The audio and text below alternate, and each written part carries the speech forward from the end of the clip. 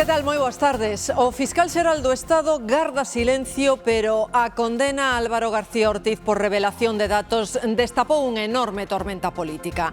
O PP dá por acreditado que é un delincuente e acusa a esquerda de falar de golpismo xudicial para desviar o foco. Mentres o PSOE insiste na súa inocencia. Es inocente. Si son capaces de condenar a alguien sin pruebas, ¿qué es lo siguiente? De todo esto hay una responsabilidad política y un responsable político, que es quien está manchando y denigrando la democracia en nuestro país. En plena polarización política e social, o rei reivindica o espírito de diálogo da transición no acto que conmemora o 50 aniversario da monarquía española. Ali viviuse un momento especialmente emotivo, cando Filipe VI lle impuxo o toisón de ouro, a máxima condecoración da coroa, a súa nai, a raíña Sofía. Tamén recibiron condecoración os pais da Constitución, Miguel Herrero, Miquel Roca e Felipe González. La palabra frente al grito, el respeto frente al desprecio, la búsqueda del acuerdo frente a la imposición. Morre unha nena de 6 anos tras un tratamento dental nunha clínica privada de Alcira, en Valencia, mentres outra meniña de 4 anos permanece na UCI. Sanidade investiga as causas e clausura o centro para saber se o tratamento odontolóxico que recibiron puido desencadear esas reaccións tan graves. A neve chega ao norte da península con xogos e coas rúas en branco. Estas son imaxes desta mañá en Vitoria. 8 comunidades están en alerta. Nevou xa en Cantabria, Castela e León e en Navarra. Por certo, sempre dicimos que o sol mellora o ánimo, pero o frío tamén ten o seu efecto. Mingua a calidade do sono. Sei que dormimos peor no norte ca no sur. La humedad realmente va a favorecer mucho más el ronquido. Con frío non durmo nada, e cos pés freos non hai maneira de conciliar o sueño. É a mostra máis persoal e agardada de cantas pasaron pola Fundación Marta Ortega da Coruña. Wonderland de Ani Leibovich abre as súas portas mañá sábado, pero nós, hoxe no Telexornal, amosamos dela en exclusiva. E nos deportes esta fin de semana imos vivir un sábado moi especial no partido entre o Lugo e o Pontevedra, porque ese encontro vai ter un convidado de excepción. El, ali vai estar, o Xabarín, para celebrar os 40 anos da televisión e da Radio Galega. O sábado, ás 4:15, poderán ver un clásico do noso fútbol a carón de outro clásico da nosa televisión. E esta tarde apenas vai chover, pero vai estar fresca. O vento sobra do nordés e aínda temos influencia do aire polar. Non perdan de vista o paraugas porque estamos ás portas dunha fin de semana chuviosa.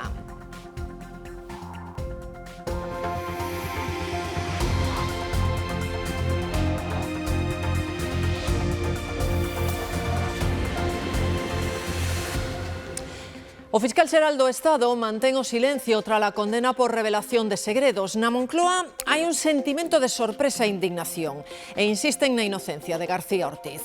Unha estrategia que pro PP é o principio dun relato para indultalo. A presidenta Ayuso chega a falar de feitos propios dunha ditadura, María Cheda.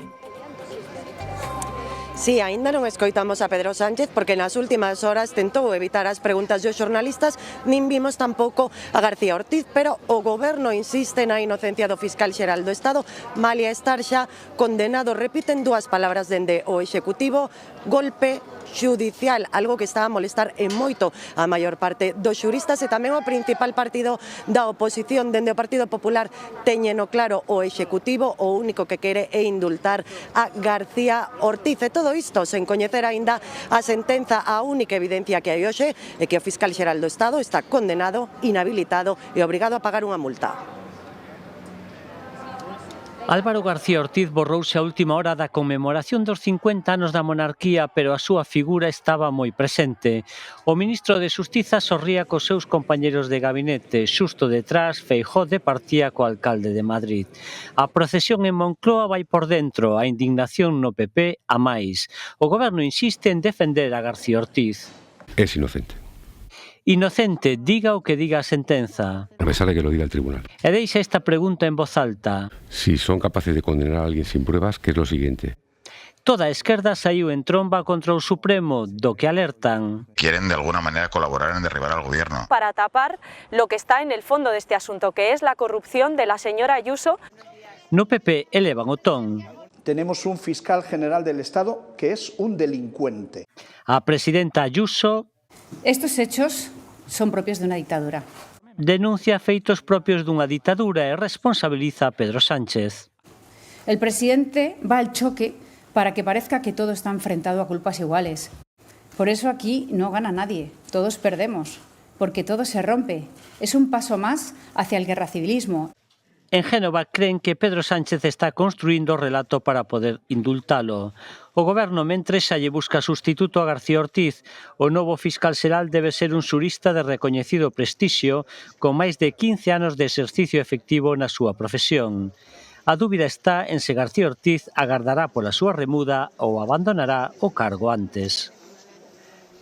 Aquí en Galicia a esquerda tamén é moi crítica con esa sentenza e o PP eleva a presión e reclama que o presidente do goberno asuma responsabilidades.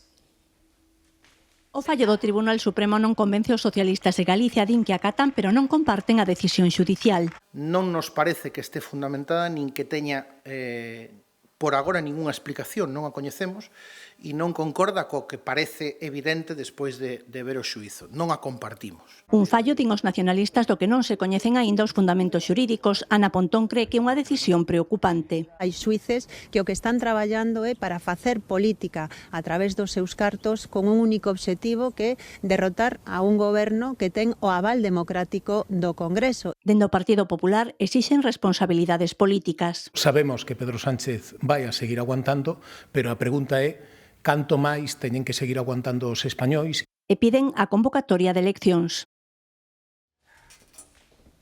Hoxe tocaba conmemorar tamén o medio século de restauración monárquica en España, os 50 anos do inicio do proceso que se puxo en marcha tras a morte de Franco e que, de xeito lento pero seguro, permitiu a chegada da democracia coas eleccións do 77 e a Constitución do 78.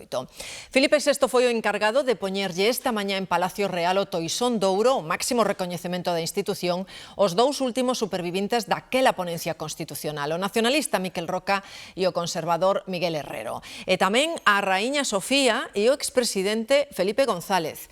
María Cheda. Pois é agora mesmo no Congreso unha xornada na que os diferentes grupos parlamentarios ausentáronse, tamén ausencia de Pedro Sánchez, do presidente do goberno, únicamente presencia do Partido Popular e do goberno, nunha xornada absolutamente diferente aquí no Congreso dos Deputados, cun coloquio preparado por diferentes personalidades e que culminou tamén coa intervención do rei Filipe VI. Aquí hemos dado forma a nuestros derechos y libertades, al Estado de Derecho, con la pluralidad, con el contraste de ideas, con el debate, a veces bronco y acalorado. Se ha construido el gran edificio de la democracia española. Y la corona, ténganlo por seguro, estará siempre a su servicio, porque en ese servicio radica su propia razón de ser. Muchas gracias. Como lles dicía, a xornada empezou coa entrega dos Toisóns de Ouro, a máxima condecoración que concede a monarquía en España. E este é o motivo momento en que Filipe VI lle impuña o Toisón a súa nai, a raíña Sofía.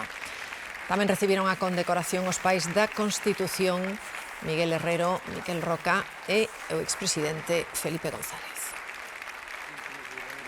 A raíña Sofía escoitaba emocionada as palabras do seu fillo, Filipe VI, que tampouco podía ocultar certo nervosismo. O rei lembraba a figura da súa nai, o compromiso dixo durante décadas e a lealdade con España. Por una vida eterna de servicio ejemplar y de lealtad a España y a la corona, apoyando con convicción al rey Juan Carlos, mi padre, en su acertada y temprana apuesta por la apertura democrática y las libertades.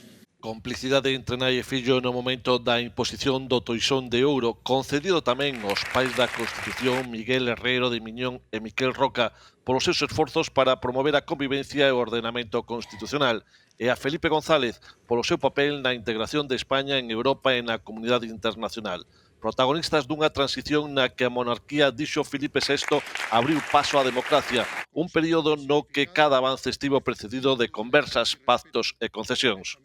En tiempos en los que el desacuerdo se expresa con crispación, mirar hacia ese periodo puede servirnos no para idealizarlo, sino para recordar su método.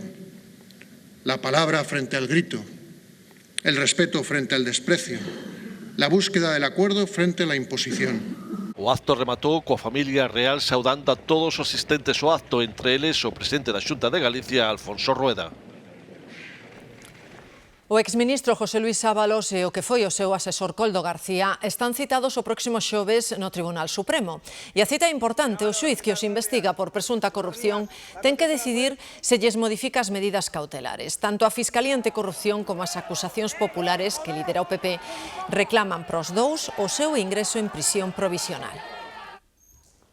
En a investigación da DINA que segue a xuíza de Catarroja, hoxe declarou o dono do restaurante onde ese día xantaba o presidente da Generalitat Valenciana.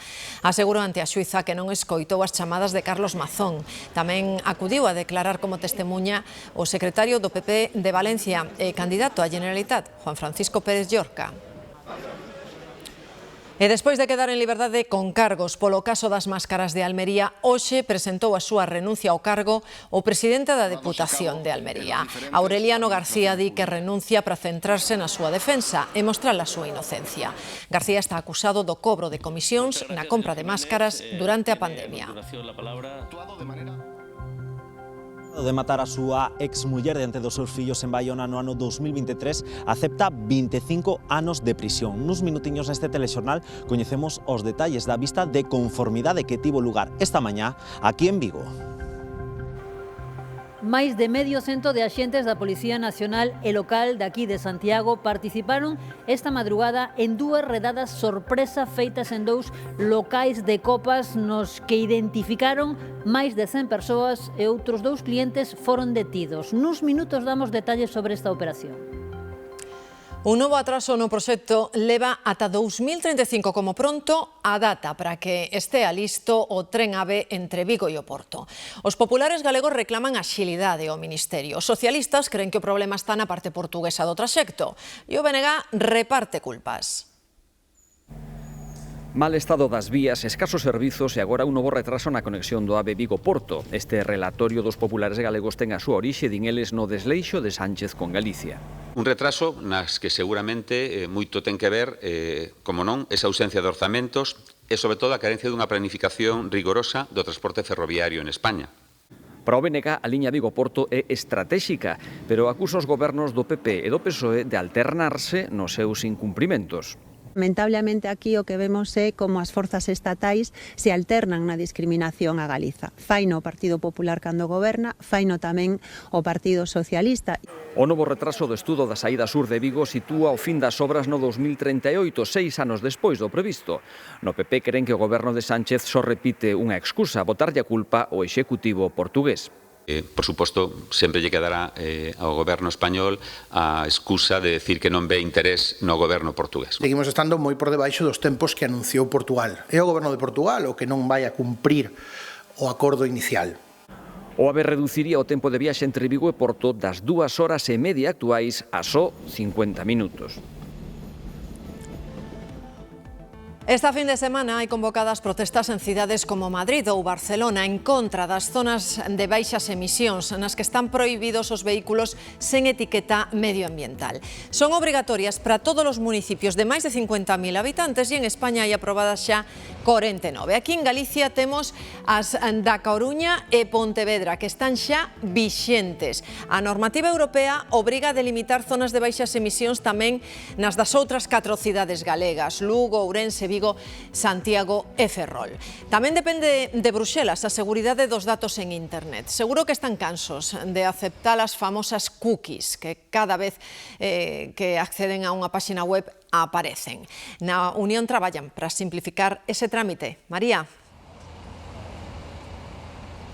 Sí, hai quen fala incluso de fatiga das cookies, pero iso ten os días contados, porque nas webs máis simples non vai ser xa necesario autorizalas cada vez que entremos. En as que haxa que protexer máis a nosa privacidade, bastará con darlle así ou non fronte ao cuestionario que temos que cubrir actualmente. Esa sería a primeira fase, pero na segunda a intención de Bruxelas é que se configure o navegador para decidir de antemán se queremos autorizar as cookies ou non en cada sesión. Abrimos la crónica de sucesos en Alcira, Valencia, cun caso que está a conmocionar os veciños. Investígase a morte dunha nena de 6 anos despois dun tratamento nunha clínica dental e outra paciente da mesma clínica, unha nena de 4 anos, permanece ingresada en estado grave. A clínica dental de Alcira, onde recibiu tratamento a nena que faleceu, permanece pechada ata que se esclareza o sucedido. Segundo explica a responsable da clínica, a pequena acudiu á cita médica pola mañá para facerlle unha intervención rutineira. Fue simplemente una vía para relajar a la niña y no fue una operación, le quitamos unos dientecitos de leche y le hicimos unos empastes, no fue ninguna operación. La niña se fue de aquí perfectamente, se empezó a encontrar mal después y no sabemos qué ha podido pasar. A nena de 6 anos ingresou en urxencias pola tarde en parada cardiorrespiratoria. Non conseguiron reanimala. Pouco antes ingresaran outra menor de 4 anos con febre e vómitos. Tamén fora atendida nesta clínica dental. Están investigando el lote de la anestesia, es que no sabemos qué ha podido pasar. A nena de 4 anos foi trasladada á UCI pediátrica do Hospital de Valencia, onde permanece ingresada. En Córdoba hai outra investigación aberta pola morte dunha nena de 2 anos esmagada por un muro. Caeulle en riba cando estaba na azotea da súa vivenda. Un familiar alertou da derruba e de que a meniña estaba atrapada. Mobilizouse un amplo dispositivo de emerxencias, pero a pequena faleceu no lugar. Ángel Rodríguez, o home que matou a súa muller diante dos seus fillos en Baiona hai máis de 2 anos, pasará 25 anos na cadea. Esta mañá confesouse culpable, mesmo antes de ir a xuízo, Alejandro. Sí, 25 anos, dos cales 21 polo delito de asesinato e os outros 4 polas consecuencias psicolóxicas para os seus fillos. Tamén se lle retira a patria potestade, non se poderá achegar aos rapaces ata 20 anos despois de cumprir esa condena. Tampouco poderá volver a pisar Baiona en 30 anos e terá que abonar tamén unha indemnización de máis de medio millón de euros a algúns dos familiares. Unha vista que se celebrou uns días antes de que comezase este xuízo que tiña previsto iniciarse o vindeiro luns. Un acordo que foi aceptado sobre todo para evitar que os fillos se enfrontasen a un xuízo destas características. E xa temos máis detalles da operación contra o tráfico de drogas que permitiu incautar 40 kilos de cocaína no Porto de Marín esta mesma semana. O alixo estaba agochado nun contedor procedente do Perú Mar. Si foi nunha operación conxunta da Axencia Tributaria e da Garda Civil, en concreto a Unidade de Análise de Risco do Porto de Marín, que decidiu inspeccionar un lote de contedores sospeitoso con perfil de risco e atoparon algo máis desos 40 kilos de cocaína distribuídos en paquetes que viñan abochados non dentro do colector, senón no sistema de refrigeración o que se pode acceder facilmente dende fora sen abrir os precintos. O barco, de nome Andrea, procedía do Perú antes de chegar a Marín, fixo escala tamén en Vigo e a súa ruta habitual é Alxeciras, onde seguiu travesía logo da inspección. Os investigadores informan que a investigación continúa aberta, de momento sen detencións. Tamén a droga está detrás do grande operativo despregado esta madrugada en Santiago. Identificaron 100 persoas, detiveron 2 en 2 locais de Copas do Ensanche. 2 locais ben coñecidos xa pola policía. Sabela. Marta, son 2 locais de Copas, como dis, un deles e estes 2 están ubicados a uns 200-250 metros de distancia. Estamos na zona do Ensanche, en Santiago, moi preto da estación de tren. Estes 2 locais de ocio nocturno xa foron inspeccionados en varias ocasións e ademais os 2 protagonizan continuas queixas veciñais polo exceso de ruido. Bueno, pois esta madrugada, en pouco máis de 2 horas e media, case 3, máis de medio cento de axentes da Policía Nacional local fixeron redadas nestes 2 establecementos. Entraron por sorpresa e cachearon de xeito aleatorio os clientes que estaban no seu interior. Finalmente identificaron máis de 100 deses clientes e detiveron a 2 porque estaban en España de xeito irregular. Ademais, tamén a policía interceptou ou incautouse de cantidades de droga, pequenas cantidades de droga, e tamén atopou no interior destes locais e nas pertenzas dos clientes varias armas brancas, varias navallas. Neste local de ocio nocturno, situado nunhas galerías da zona nova de Santiago, comezaba a operación policial contra o tráfico de estupefacientes. Eran alrededor das 7 da mañá e a policía detiña 2 mozos de 18 e 30 anos que se atopan en situación irregular en España. Ás 8 da mañá, os axentes entraban neste outro pub na rúa Fernando III Santo, moi preto da estación intermodal. Eu veño da estación polas mañáns e xa non podía subir porque estaba todo cheo de policías ocupando toda a carretera, a Policía Nacional. Tiven que cruzar e había como 5 furgóns, 3 ou 4 coches da local, pero estaba todo cheo de policías. Chegaban os coches aquí arriba, pero estaba o que era o bar de abaixo todo cheo de... como escoltando e prohibindo o paso do local. Na redada, os axentes identificaron un cento de persoas, incautaron drogas e armas brancas aos clientes que estaban nese momento nos establecementos. Pensaron que había redada en TNT, yo di que vengan aquí no pasa nada, porque el que no debe nada, nada teme. O sea, TNT es el otro local, ¿no? Que es de un amigo. Entonces, la verdad que cuando caen aquí como a las 8, llegaron aquí también, redada, pero con mucha educación, muy respetuosos, todo eso, ¿ya? Y pues yo creo que ellos hacen eso es por culpa de los vecinos, que nos tienen acosados. Nosotros no somos delincuentes, yo vendo un café, un agua, una copa. Nosotros lo que queremos es tener una vida normal en la calle, o sea, si yo no tengo nada en contra del bar, ni la gente del bar, pero este local aquí acarrea muchos problemas y es lo que pasa todos los sábados, todos los domingos, yo tengo que abrir el negocio más tarde, vas con tu hijo y tienes de repente un altercado que 2 personas se están pegando. Hoxe chamou a atención porque hai moito despliegue, pero bueno, normalmente aquí cando hai os problemas solen ser os sábados, a noite do viernes por sábado. Hai peleas, hai xente que se está drogando, xente que se mete nos portales e amenaza a xente. E atendan o rescate tan complicado que houbo que poñer en marcha en Ponteareas. Unha muller caeu dunha altura de 15 metros cando facía escalada e tiveron que trasladala en andas, porque ningún vehículo pode chegar a ese lugar do accidente. Carlos. Estes penedos son un lugar ideal para escaladores de nivel medio-alto. Hai paredes que chegan aos 15 metros de altura e con máis de 90 graus de inclinación. A muller caeu cando estaba gabeando por esta vía, din os seus compañeiros que estaba na parte máis alta. Hoxe outros 2 deportistas adestraban nese mesmo penedo por unha parede aínda máis difícil. Esta zona, a Picoña, ten categoría de 6 a 8 para un nivel medio-alto.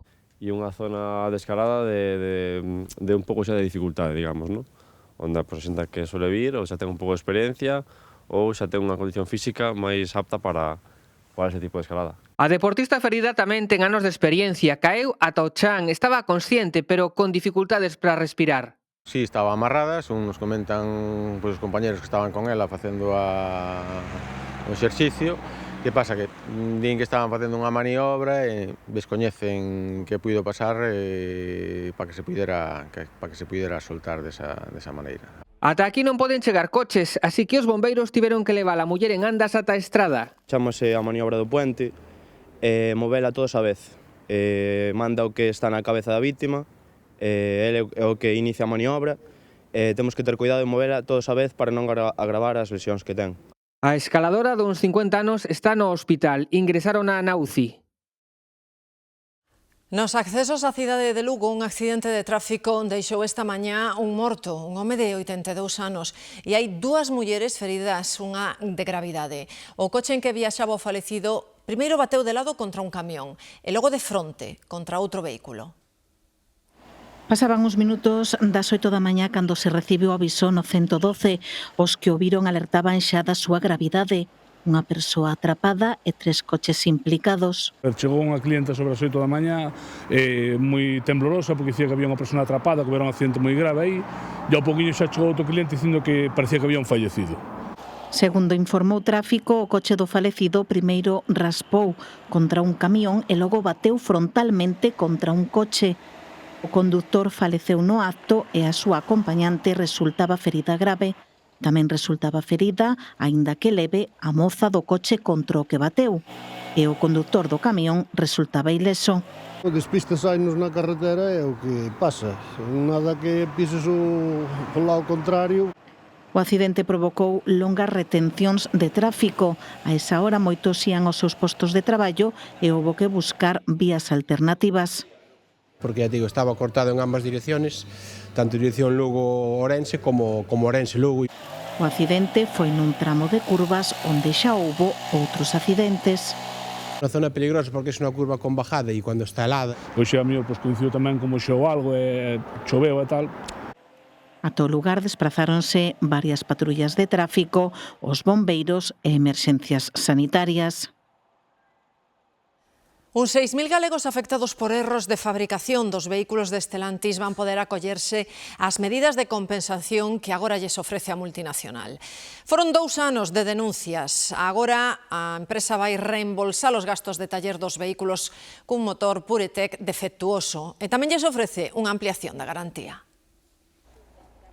Andar co bote de aceite no coche para repoñer porque cada pouco dá fallo no motor. Eu estou consumindo, o meu coche está consumindo 1 litro de aceite aos 1000 km. E sobre os 80.000 km, avarías de ata 6.000 euros. O red de distribución se había completamente destruído, rompiéndome todo o motor. Eran os principais fallos que denunciaban os propietarios dos vehículos con motores Puretec defectuosos. Os 6.000 que puxeron demandas en Vigo acaban de recibir a noticia dun acordo con Stellantis. Estamos falando dunha garantía extendida de 10 anos ou 180.000 kilómetros. Finalmente a isto tamén estamos conseguindo que Stellantis reembolse aos nosos clientes os costes das reparacións, inclusive cambios de motor, de correa, consumos excesivos de aceite, non toda a casuística que leva este motor aparellada. Os representantes legais dos afectados din que a suma deses reembolsos a clientes poden chegar a 4 millóns de euros e avísanos de que para acollerse a ese acordo hai que comunicalo antes do 30 de novembro. Tamén esperan chegar a un acordo total que remate co litixio antes da próxima primavera. Nestes tempos nos que ás veces resulta complicado atopar algúns servizos no rural, achegámonos a un que permanece, malia o paso dos anos, en moitas localidades. Laura.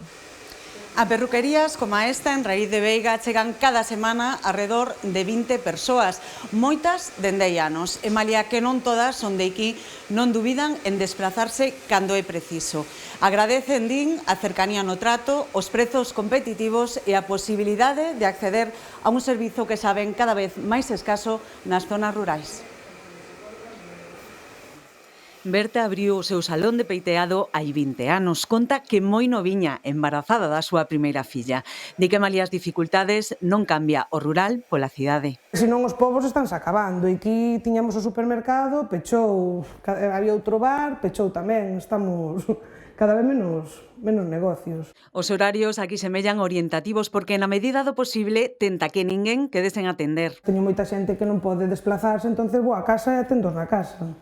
E sábados á tarde, algún domingo incluso. A clientela chega dende Rairiz ás aldeas próximas ou mesmo dende Ourense. En relación calidad-precio e por como es ella, pues me compensa. A verdade que moi cómodo, atención maravillosa, moi ben, de verdad. A poucos kilómetros dali, en Vilar de Santos, atopamos a Camila. Colleu o negocio hai tan só un mes. Vin un cartel na porta que puña que se pechaba a peluquería que se traspasaba.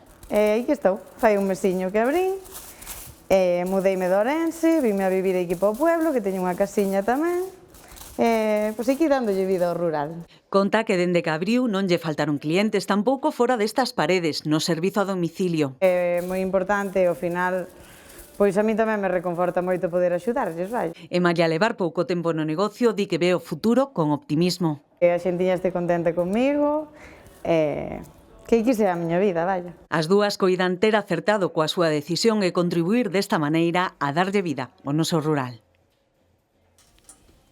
E o Parlamento de Galicia tivo unha sesión bastante diferente á habitual. Os protagonistas foron nenos e adolescentes. Estiveron na Cámara con motivo do Día Mundial da Infancia en colaboración con UNICEF. Representantes do Consello Autonómico da Infancia, do Consello Autonómico da Infancia e da Adolescencia tomaron nota das súas achegas para un entorno digital máis seguro. os dereitos na contorna digital. Crear unha figura que se dedica a investigar condutas sospeitosas en internet e inspeccionar que as persoas usuarias das redes non suban contido ofensivo.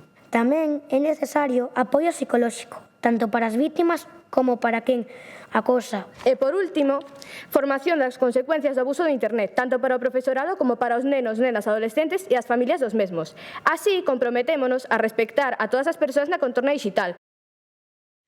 Toda Galicia espertou hoxe cunhas temperaturas xélidas. Na Veiga, na comarca de Valdeorras, os termómetros marcaban 6 graus baixo cero ás 8 desta mañá. Tamén espertaron baixo cero nas montañas de Ourense e de Lugo. E no Cebreiro, este frío polar trouxo as primeiras folerpas da temporada. Xoel. Primeiras folerpas, Marta, que deixan unha imaxe aquí no Cebreiro máis propia se cadra do inverno que desta estación do outono na que nos atopamos. Aquí no Cebreiro hoxe prácticamente non pasamos de 1 ou 2 graus en positivo, malia que a sensación térmica durante gran parte desta mañá foi sensiblemente inferior, precisamente sobre todo polo efecto do vento. Tanto o frío como as nevadas están sendo as protagonistas aquí na montaña de Lugo. A cota de neve sitúase arredor dos 800 metros e o frío acompáñanos non só aquí no Cebreiro, non tamén en gran parte da comunidade. Como dicías, a temperatura mínima rexistrábase no concello ourensán da Veiga con 6 graus en negativo. Pola contra, as temperaturas máis altas chegaron a rexistrarse na cidade de Pontevedra, que chegou aos 14 graus. Tamén en A Coruña ou na Mariña durante esta mañá chegaron a superar os 10 graus de temperatura, pero o panorama está sendo o frío, un frío que nos vai acompañar durante toda esta xornada, malia que a situación cambia xa a partir de mañá sábado. Soben as temperaturas e volven as choivas, así que se queren gozar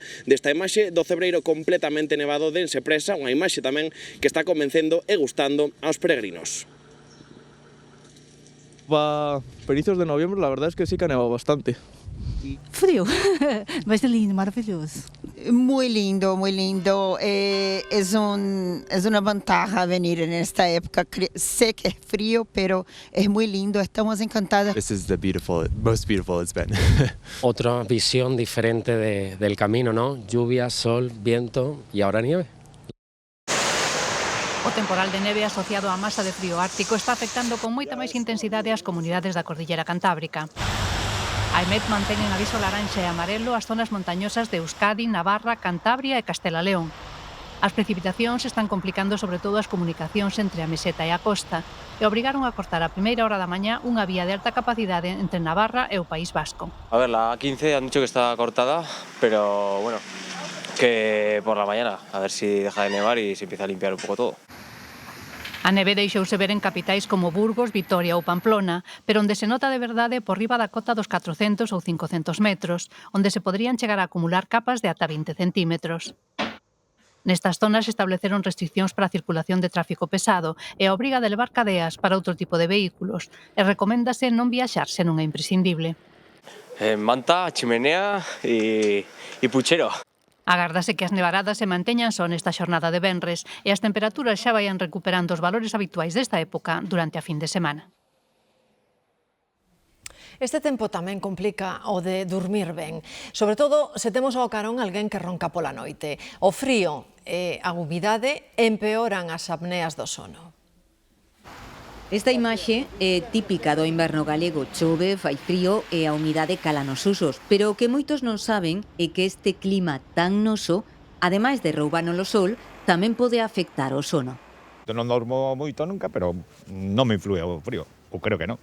Yo creo que sí creo. Pero tamén me gusta a meterte na cama. A apnea do sono e os ronquidos non son só cousa de dormir mal, son sinais de alerta dun problema que afecta a 1 de cada 4 adultos e que se agrava cando baixan as temperaturas. ¿En qué medida afecta? Pues cuando hay frío, pues a ninguno se nos escapa que hay una mayor congestión nasal y sobre todo que hay un broncoespasmo, es decir, que los bronquios se constriñen y genera una dificultad para respirar. Y bien, si eso lo asociamos en algo que tenemos en Galicia y que a lo mejor no tienen tanto en Castilla, que es la humedad realmente va a favorecer mucho más el ronquido y va a favorecer mucho más las infecciones respiratorias. Con frío non durmo nada, e cos pés freos non hai maneira de conciliar o sueño. Por iso coidar o lugar de descanso é tan importante. La temperatura idónea sería entre los 19 y los 21 grados. Luego tenemos que ver qué grado de humedad y ahí tenemos que conocer nuestra casa. Es decir, cuando tenemos una casa en la que corren las gotas por la pared, evidentemente tenemos una humedad relativa muy elevada. No hace falta tener un dispositivo que mida la humedad. En estas casas lo ideal sería tener un deshumidificador. Porque dormir ben non é un luxo, é unha necesidade. Se falamos de panos de papel, tarteiras para guardar restos de comida ou cacao para botarlle o leite, seguro que lles veñen á cabeza marcas moi concretas. Algúnas son de tan uso común que ata entran nos diccionarios directamente. Pero iso non quere dicir que empresas da competencia poidan usar eses nomes. O caso máis recente, o dos donuts. Estes días de frío este xesto é habitual, pero como se chama o pano co que limpamos o nariz? Kleenex, pode ser? Kleenex. E que ingrediente utilizamos como espesante? Maicena. E para que non se nos esqueza un apuntamento? Un post-it, sí. Poderíamos falar tamén de aspirina, colacao, velcro, tupper ou rímel. Son marcas comerciais que están na mente do consumidor e utilizamos para nomear produtos xenéricos. Algúnas mesmo están xa no dicionario da RAI. Iso significa que se poden utilizar sen limitación? Segundo o Tribunal Supremo, non. Así se reflicte nunha sentenza a raíz do preito entre Bimbo e unha competidora polo uso da palabra donut. Diferentes empresas o utilizan porque é un xenérico. A marca registrada está claro que é dunha propiedade dunha empresa, neste caso de Bimbo. É o argumento principal que utiliza o Tribunal Supremo para dar a razón a Bimbo neste caso. E é que as outras empresas beneficianse do poder de atracción da marca. Colocar un produto novo na mente do consumidor costa moito traballo e moitos cartos, moita inversión publicitaria por parte das empresas. E as demais marcas aproveitan ese posicionamento do produto no seu beneficio. Entón, ter unha marca tan popular beneficia ou prexudica? Para la marca debe ser un orgullo, al final son tan reconocidas que todo el mundo las conoce así. Un orgullo no, porque se ha globalizado, es tan conocido. Sí, pero con matices. É un orgullo porque consigue ser o líder, pero cando non se diferencia de outros produtos, significa que os demais van a ter o mesmo beneficio que a ti cando ti fixeches esa inversión publicitaria na mente do consumidor. Wonderland, de Annie Leibovitz, a mostra fotográfica máis agardada de cantas trouxo ata a Coruña a Fundación Marta Ortega, abre as súas portas mañá, sábado. Nós puidemos visitala xa hoxe mesmo e conversar coa fotógrafa estadounidense considerada o maior referente mundial do último medio século. Tan carismática na distancia curta como os seus icónicos retratos, Annie Leibovitz confesou esta mañá na Coruña que non tivo claro montar Wonderland nas instalacións da Fundación Marta Ortega ata que as visitou en persoa. Incluso despois de lle dar luz verde ao proxecto, a fotógrafa estadounidense deseñou a mostra en Nova York, nunha sorte de laboratorio semellante á nave que este sábado abrirá as súas portas ao público. I'd come to Spain actually to show the King and Queen. Viaxei a España para lles amosar aos reis o retrato que lles fixera e aproveitei para voar ata aquí, explicounos. En canto pisei a cidade, quedei fascinada, engadiu. Annie Leibovitz supervisou persoalmente cada unha das imaxes que se exhiben nesta mostra. Esta sección, por exemplo, dedicada á xira estadounidense dos Rolling Stones de 1975, reivindica os seus inicios na prensa musical, onde comezou a forxar a súa lenda. Nesa parede que definiu como a dos pasos que un fotógrafo ten que dar cando colle unha cámara por primeira vez, Leibovitz captou toda a exuberancia da banda británica sobre os escenarios, pero tamén a súa frenética, excesiva actividade entre bambalinas. Malia que todos os grandes deseñadores e modelos posaron algunha vez para ela, quixo deixar claro que o da moda non é o seu territorio e reivindicouse como retratista antes que ningunha outra cousa. Tamén se amosou interesada en poder fotografar algún día a Amancio Ortega. É unha idea excelente, dixo Leibovitz. Veremos se é posible. Teño entendido que é un home moi celoso da súa privacidade, así que dependerá do que el decida. Cunha posta en escena menos formal que mostras anteriores da Fundación e chea de imaxes tan célebres que están xa instaladas no imaxinario popular, Wonderland permanecerá aberta ata o 1 de maio de 2026. Hoxe estamos de parabéns porque é o Día Mundial da Televisión, unha xornada que promove a Asamblea das Nacións Unidas para poñer en valor o papel deste medio como ferramenta de comunicación con vostedes e tamén para facer valer o seu impacto en toda a sociedade, porque a pesar de que está cambiando moito nos últimos anos, a tele segue contándolles historias, xerando conversa e unindo as persoas. que apareceron na súa vivenda. A filla morta, a carón da súa nai, que xa ven que se vai desta casa, temos que darlle as grazas pola confianza que manteñen en nós. Por segundo día consecutivo, os informativos da Televisión de Galicia foron os máis vistos na nosa comunidade. Este telexornal Mediodía alcanzou unha cota do 17,6% de audiencia.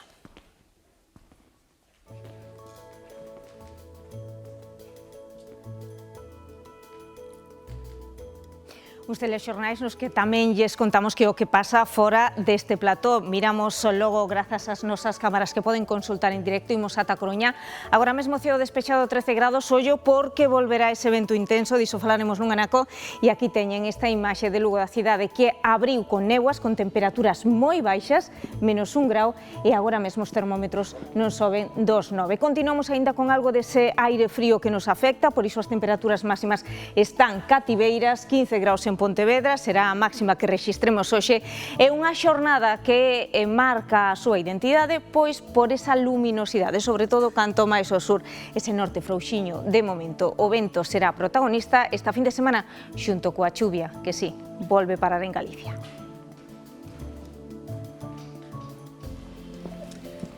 Lady Di xa está no Museo de Cera de París. Leva posto o seu famoso vestido da vinganza, o traxe negro de escote pronunciado que luciu xusto cando daquela príncipe Carlos confesaba que lle fora infiel no ano 1994. Unha peza de roupa que se converteu en toda unha declaración de intencións e que xa é unha icona.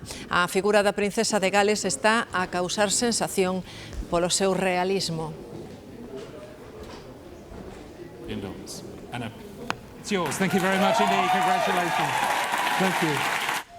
Un cadro da pintora Frida Kahlo acaba de converterse na obra de arte máis cara creada por unha muller. Vendeuse nunha poxa en Nova York por 54,7 millóns de dólares. Un récord histórico.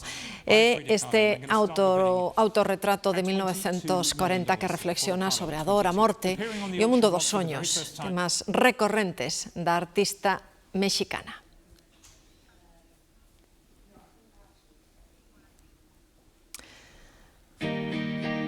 Os ousados científicos de Oxford atreveronse a datar a antigüidade do bico. Din que os simios que antecederon os primeiros homínidos comezaron a bicarse na boca hai uns 21 millóns de anos, pero non entenden por que o levamos facendo tanto tempo. Aseguran que pode transmitir enfermidades, pero que non supón ningunha vantaxe reproductiva.